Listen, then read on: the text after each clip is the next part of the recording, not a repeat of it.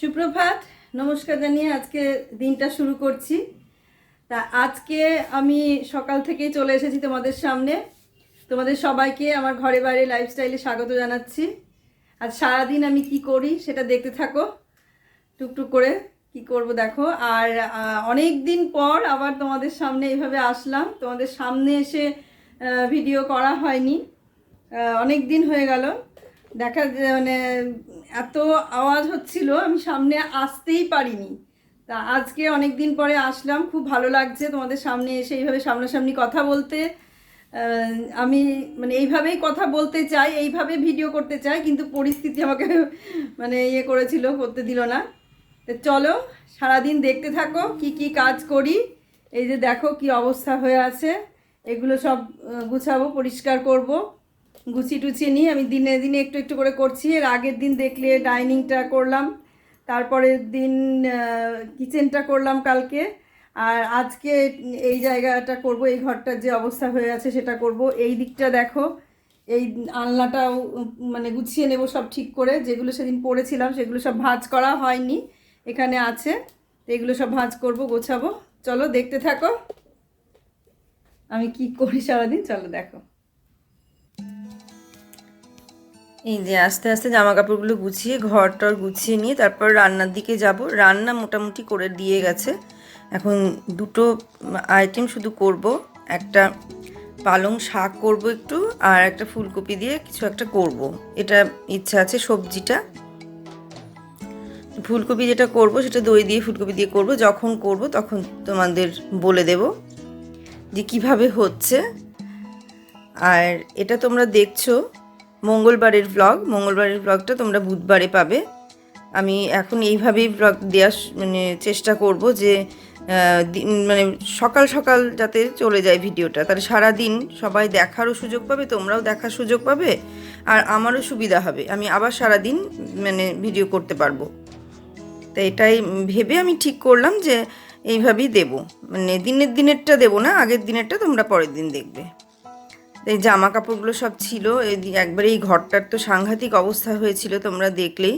সেই ঘরটাকে একদম পরিষ্কার করে নিয়েছি, সমস্ত জামা কাপড় গুছিয়ে নিয়েছি। এগুলো দরকার ছিল গোছানো, আর গুছিয়েই যাচ্ছি। কাছাকাছি কমপ্লিট হচ্ছে না, যে বেশ খানিকটা কমপ্লিট হয়ে যাবে তারপরে আমি আবার কিছুদিন একটু রেস্ট পাবো। সেটা হচ্ছে না, তার কারণ অনেক দিন কাচা হয়েছিল না বলে এগুলো মানে জমেছিল, কাচতে হবে যেগুলো কাঁচা। আর এই শাড়িটা তো সেদিন পরেছিলাম, এটা কাচিনি, এটা পরেছিলাম, ভাঁজ করা হয়েছিল না, তাই ভাঁজ করে নিচ্ছি। এইভাবে কাজগুলো করতে থাকি। তোমরা সারাদিন দেখতে থাকো আমি কি কি কাজ করছি। চলো আবার সেই পেছনে একটু ফিরে দেখা যাক, সেই উমনো ঝুমনো। চলো, তোমাদের মনে আছে উমনো ঝুমনোর কথা? আমি আবার আজকে একটু উমনো ঝুমনোর কথা বলবো, তবে আজকে বেশি করে উমনোর কথাই বলবো, ঝুমনোর কথা আজ আর কিছু বলবো না। তোমরা শুনবে তো? শোনার পরে বলো তোমাদের কেমন লাগলো শুনতে। তোমার কত দূর যেন বলেছিলাম, উমনো ছিল ভীষণ ছটফটে চঞ্চল একটা প্রতিবাদী মেয়ে। এই প্রতিবাদটাকে তার আত্মীয় স্বজন বা পাড়ার যারা ছিলেন তারা প্রত্যেকে ঝগড়া বলে ভাবতো, তাই তাকে ঝগড়ুটে নাম দিয়েছিল। যে কোনো জিনিসই যদি তার কথাটা ঠিক না মনে হতো, সে যুক্তি দিয়ে বোঝানোর চেষ্টা করত। কেউ কেউ বলতো জ্ঞান, কেউ কেউ বলতো ঝগড়ুটি, কেউ কেউ বলতো রাগ বেশি। তার মনের ক্ষোভটা, মনের কষ্টটাকে সে যেভাবেই প্রকাশ করত, সেই প্রকাশটা, তার সেই বহিঃপ্রকাশটাকে কেউ ঝগড়া, কেউ রাগ, মানে এক একজন এক এক রকমভাবে বলতো। উমনো সেই মুহূর্তে হয়তো রেগে যেত বা তার ভেতরে আরও কষ্ট হতো, কিন্তু সেই কষ্টগুলো কেউ বোঝার চেষ্টা করতো না। উমনো ভীষণ গান বাজনা ভালোবাসতো। সে বাইরে ঘুরে বেড়াতে বেশি ভালোবাসতো। পড়াশোনায় যে খুব খারাপ ছিল তাও কিন্তু নয়, যথেষ্টই ভালো ছিল, কিন্তু গাইডের অভাব ছিল। তাকে যে গাইড দেবে সেই গাইডের অভাব ছিল। তার মা সারা দিন সংসারের কাজে ব্যস্ত থাকতো, আর বাবা টাকা রোজগারের চিন্তায় ব্যস্ত থাকতো। কি করে তাদের দিকে নজর দেবে? বাবা যখন টিউশনি করতো, বাড়িতে যে সমস্ত ছেলে মেয়ে পড়তে আসতো তখন তাদের সঙ্গেই সেই উমনো পড়াতো। তাছাড়া আলাদাভাবে যে নিয়ে বসা, সেই বসার সময়টা তাদের দুজনের কারোরই ছিল না। দুজনেই ব্যস্ত ছিল দুরকম কাজে। কাজেই উমনোর যে একটা মন আছে, আলাদা মন, সেই মনটাকে বোঝার মতন ক্ষমতা, বোঝার মতো ইচ্ছে কোনোটাই তাদের ছিল না। তারপরে ছিল চরম অর্থ সমস্যা। এই আর্থিক সমস্যার জন্য তারা সারা দিন কাজে ব্যস্ত থাকতো। এইভাবে বেশ কিছুদিন চলতে থাকলো। উমনো গান ভালোবাসতো বলে শুধু তার বাবাকে মাকে বলতো যে সে গান শিখবে। কষ্ট হতো তার ভেতরে যখন শেখাতে পারতো না। উমনোর বাবা একসময় চেষ্টা করেছিল যে উমনোকে গান শেখাবে। আশেপাশে গিয়ে খোঁজ নিয়েছিল। এবার এই জামা কাপড়গুলো যেখানে যেগুলো রাখার সেখানে সেগুলো নিয়ে গিয়ে রাখি, চলো। তারপরে আবার কাচা হবে, আবার তোলা হবে, আবার ভাঁজ হবে, এই চলতে থাকবে। চলো তাহলে এগুলো ভাঁজ করে গুছিয়ে রাখি সব, যে যে যেখানে থাকে তাকে। আচ্ছা, আমি উমনুঝুমনুর কথায় আবার পরে আসছি। রান্নাটা বলে নিই। এই যে শাক রান্না হচ্ছে, এরপরে হবে ফুলকপিটা। আমি তাহলে শাকটা হতে থাক। পালং শাক, শিম, বেগুন, মূলো এগুলো দিয়ে পালং শাক, আর মিষ্টি কুমড়ো, এই কটা জিনিস দিয়ে পালং শাকটা হচ্ছে, আর ফুলকপিটা হবে। তাহলে চলো এগুলো রান্না হতে থাক, আমি তোমাদের সঙ্গে সেই উমনুঝুমনুর গল্পটা সেরে নিই। চলো। সেই উমনো গান ভালোবাসতো বলে অনেক বলার পরে তার বাবা চেষ্টা করেছিল একবার যে পাশে কাউকে গিয়ে খোঁজ নিয়ে আয়। মিনজিৎ বলে একজন ছিলেন, তার কাছে খোঁজ নিয়েছিলেন। তিনি তখন বলেছিলেন যে একজনকে শেখাতে 100 টাকা নেবে। সে আপনি একজনকে শেখান বা 4 জনকে শেখান। আপনি যদি কাউকে বেশি দিয়ে শেখান তাহলে আপনার টাকাটা ভাগ হয়ে যাবে। যেহেতু উমনুর বাড়িতে কোনো হারমোনিয়াম ছিল না বা হারমোনিয়াম কেনার মতো সামর্থ্য তাদের ছিল না, সেই কারণে তার বাবা অনেককে তখন জিজ্ঞাসা করেছিল যারা শেখানোর মতো বা শেখার ক্ষমতা যাদের আছে, সামর্থ্য যাদের আছে, বা একটা হারমোনিয়াম কিনে দেওয়ার মতো সামর্থ্য যাদের আছে, তাদের অনেকের কাছেই বলেছিল যে যদি তারা কেউ শিখতো তাহলে ওই 100 টাকাটা 25 টাকা করে ভাগ হয়ে যেত। কিন্তু সেই সময় কেউ তারা এগিয়ে আসেনি। গান, না না, গান শিখবে কেন, পড়াশোনা শিখবে বলে থেমে গেল। তার বাবা আর পারল না তাকে গান শেখাতে, ওইখানেই বন্ধ হয়ে গেল। কিন্তু উমনো বলেছিল যে পড়াশোনা তার একদম ভালো লাগে না, পড়াশোনাটা নিয়মমাফিক করতে হয়, করুক, কিন্তু গানটা তার খুবই ভালো লাগে। এই যে গানটাকে যে সে কতটা ভালোবাসতো, তার আত্মার মধ্যে কিভাবে জড়িয়েছিল, এটা বোঝার মতন ক্ষমতা হয়তো তার মা বাবা দুজনের কারোরই ছিল না। তারা ভাবতো যে হ্যাঁ ভালোবাসে, কিন্তু কতটা, সেই কতটা পরিমাণটা তাদের, সেই গভীরতাটা তাদের জানা ছিল না। সামনে একটা স্কুল ছিল, সেই স্কুলে যখন আবৃত্তি হতো, গান হতো, সে হাঁ করে শুনতো, কিন্তু কোনো পরিস্থিতি ছিল না যে সেখানে গিয়ে শিখবে বা তার সঙ্গে যোগ দেবে। সেই পারমিশন ছিল না, সে পারমিশনও তারা দিত না বাড়ি থেকে উমনোকে। অনেক কষ্ট করে লুকিয়ে চুরিয়ে কোনো সময় কোনো একটা কবিতা আবৃত্তি করতো, কোনো সময় কিছু একটা করতো, এরকম করতো। যদি বাইরে কখনো 25শে বৈশাখে কোনো ক্লাবে অনুষ্ঠান হতো, ছুটে চলে গিয়ে অনেকটা রাত জেগে সেই অনুষ্ঠানগুলো শুনতো, গানগুলো শুনতো, বাড়ি চলে আসতো। কিছুদিন পর পাড়ায় বহু মেয়ে, ঠিক গোয়ালবাড়ি বলে একটা বাড়ি ছিল, সেই বাড়িতে গান শেখা শুরু করলো। তখন উমনোর ভেতর ফেটে কুকরিয়ে জল চলে আসতো। সে ভাবতো যে এরা গোয়াল বাড়িতে যাচ্ছে, কিন্তু সে তখনও তার মা বাবাকে বলেছিল যে সে যাবে, কিন্তু তার মা বাবা তখনও তাকে পারমিশন দেয়নি। এই পারমিশন না পাওয়াতে আরও মুচড়ে ভেঙে পড়েছিল, অনেক কষ্ট পেত, কিন্তু সেই কষ্ট কে বুঝবে? সে কষ্ট বোঝার মতো কেউ নেই, কেউ না। যখন তারা সেই গোয়াল বাড়িতে গান শিখতে যেত, পাড়ার কেউ একজন ছিল যে বাড়িতে সেই বাচ্চা মেয়েটা গান শিখে হারমোনিয়ামটা রেখে উঠে চলে যেত। তখন সে কি করত?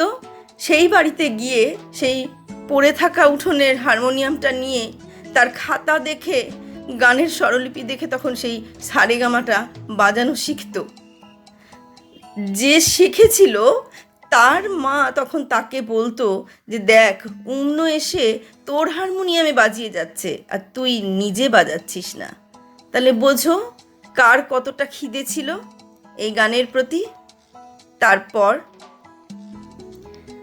তারপর সে সেখান থেকেও চলে আসতো। তারপর লুকিয়ে লুকিয়ে গান শুনতো।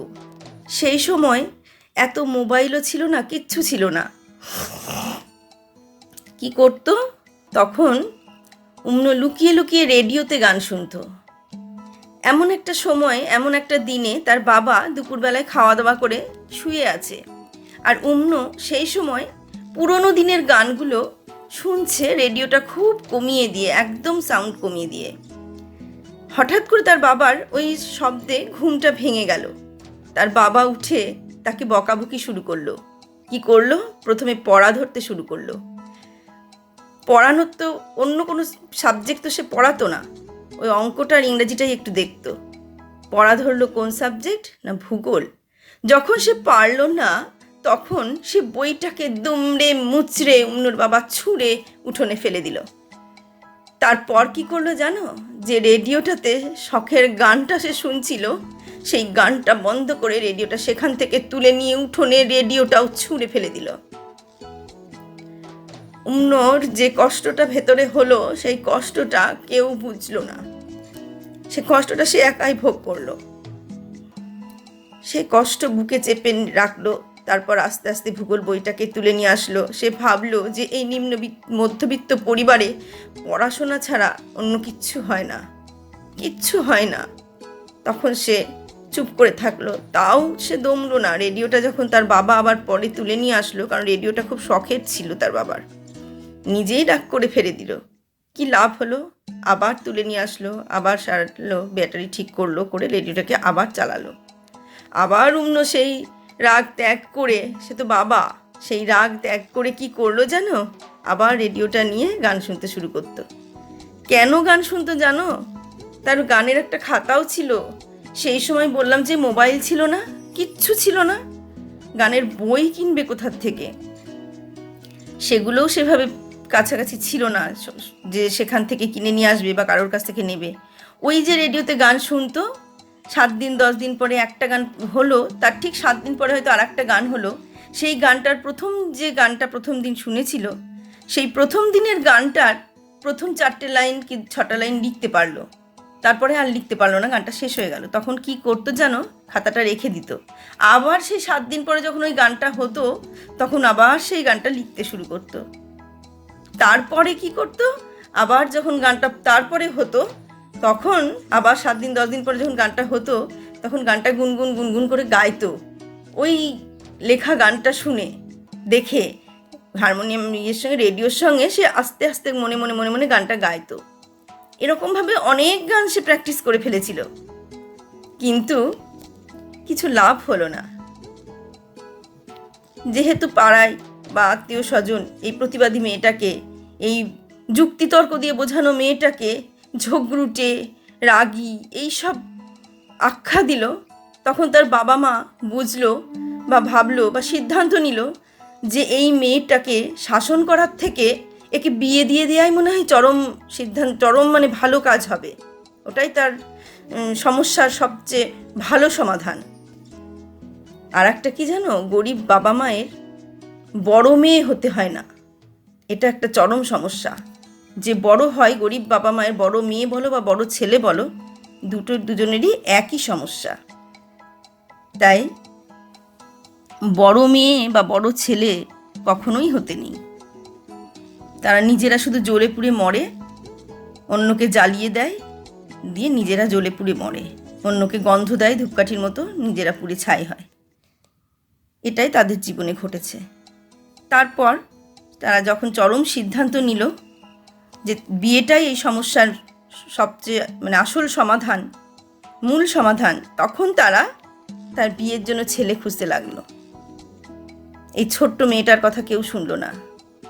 অবশেষে ছেলের বাড়ি থেকে লোকজন দেখতে আসলো, ছেলেরা দেখতে আসলো তাকে। বহু কেঁদেছিল সে। দাঁড়াও, সবজিটা দেখে নাও, তারপরে আবার বলছি।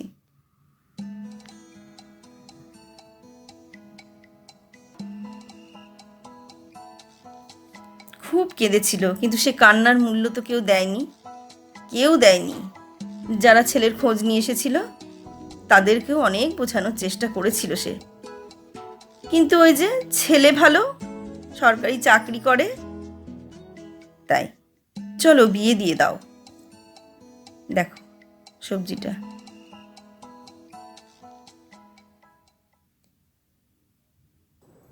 এই যে ফুলকপি দিয়ে যেটা করলাম, দহি ফুলকপি নাম দেব, মানে কিভাবে করলাম সেটা তোমাদের দেখিয়ে দেবো, মানে দেখালাম, এবার পর পর পর পর বলবো। এই রকম আসলো দেখতে, দেখে বলো কেমন হয়েছে। চলো, এখন অনেক কিছু কাজ আছে, করে নিই, তারপরে আবার আসছি তোমাদের সামনে। এটা কিভাবে করলাম দেখলে আমি পরে আবার ভালো করে বলছি। চলো তাহলে বাকি কাজগুলো সেরে নিই, তারপরে আবার আসছি তোমাদের সামনে। তারপর ছেলেপক্ষ বললাম আসলো দেখতে, যারা নিয়ে এসেছিল ছেলেপক্ষকে তাদেরকে সে অনেক বোঝানোর চেষ্টা করলো। উমরা অনেকবার তার মা বাবাকে বলল যে না, বিয়ে সে এখন করবে না, মা আমার বিয়ে দিও না, বাবা এখন আমার বিয়ে দিও না, আমি এখন বিয়ে করব না। কিন্তু কই, কেউ তো তার এই আর্তনাদ শুনলো না, এই ভেতরের কষ্টটা কেউ তো শুনলো না, কেউ বুঝলো না। কিন্তু সেই বা তখন কি করবে, বুঝলো যে এখান থেকে নিস্তার নেই, বিয়ে তাকে করতেই হবে। সবার মুখেই যে এক কথা, সরকারি চাকরি করে ছেলে, খুব ভালো থাকবে, খুব ভালো থাকবে সে উম্ন। তাই আর কিচ্ছু করার না দেখে উম্ন চুপ করে কাঁদতে কাঁদতে বিয়েতে রাজি হয়ে গেল। সে যখন ছেলে দেখলো, ভুল ছেলে চিনেছিল, তারপর দেখলো যে না, যে ছেলেকে সে ভেবেছিল সে ছেলে নয়, অন্য ছেলে। তাই সে ছেলেকে তখন বিয়ে করতে সে রাজি হয়ে গেল, কারণ কোনো উপায় ছিল না তো তার। যখন বিয়ে করতে রাজি হয়ে গেল, তখন তারা বাড়ির লোকজন খুব খুশি, খুব আনন্দের সঙ্গে তার বিয়ের ব্যবস্থা করতে শুরু করলো। বাবা মা বলেছিল যে দেখলেই কি আর পছন্দ হবে, দাঁড়া আগে তো দেখে যাক, তারপর বিয়ে। কিন্তু উম্ন বুঝতে পেরেছিল দেখলেই হয়তো পছন্দ হয়ে যাবে, তাই সে বারবার নিষেধ করেছিল, না আমি সামনে যাব না। অনেক কেঁদেছিল, কিন্তু সে কান্নার মূল্য কেউ দেয়নি, কেউ না।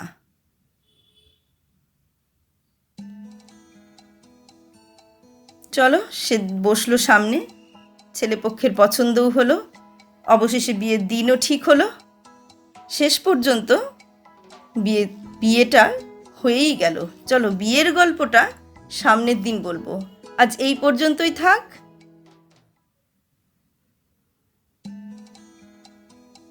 আজকে ভিডিওটা এখানেই শেষ করব, তাই আজ এই পর্যন্তই। বিয়ের গল্প আমি আবার তোমাদের সামনের দিন শোনাবো। শুনো উম্নর বিয়ের গল্প, তার পরের জীবনের পরিস্থিতি, আজকে সে কি করছে সব তোমরা বুঝতে পারবে।